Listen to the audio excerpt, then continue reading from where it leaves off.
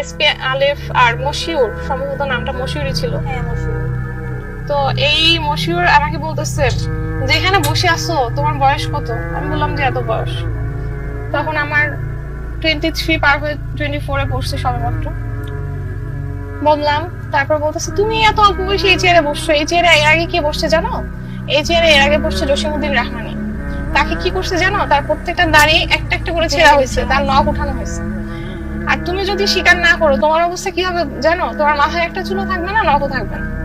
এভাবে করে ওরা মানে মেন্টাল টর্চার যেটা বলে সেটা ওরা করতো। আর কিন্তু পুলিশ লাইনে টর্চারিং বেশি করছে, কারণ ওরা পিটাইছে রাইফেল দিয়ে।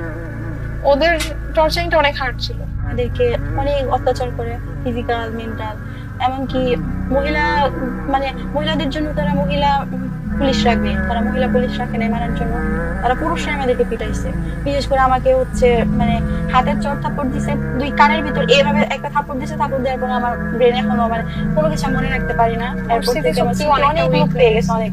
আমাকে বেশিরভাগ সময় থাপ্পড় দিছে কানে আর মাথায়। আর পুরো সমস্যা থাপ্পড় আমার জীবনে মা বাবা কখনো মেনে দেখে নাই।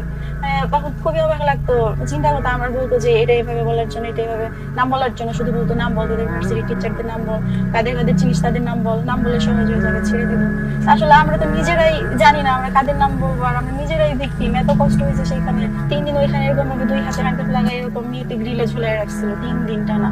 যখন শুধু ভাত খেতে দিত, স্যারদের নির্দেশ ছিল আমাদের সঙ্গে যেন কেউ কোনো কথা না বলে।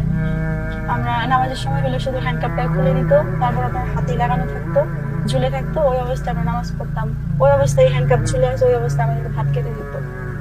ওই অবস্থায় 1 লোকমা বা 2 লোকমা খেতাম। ওয়াশরুমে গেলে এই হ্যান্ডকাপ ঝুলেই থাকতো হাতে। ওয়াশরুমে দরজা লাগাতে দিত না, মহিলারা আরো কিনা দরজা খুলে দাঁড়ায় থাকতো। মানে এত হ্যারাসমেন্ট করছে ওরা আমাদেরকে, এত হ্যারাসমেন্ট করছে ভাষায় প্রকাশ করার মতো না। মানে জীবনে তোমার বয়স এখানে ওরা আমাদেরকে পুলিশ, র্যাব, ডিবি যেভাবে পিটাইছে।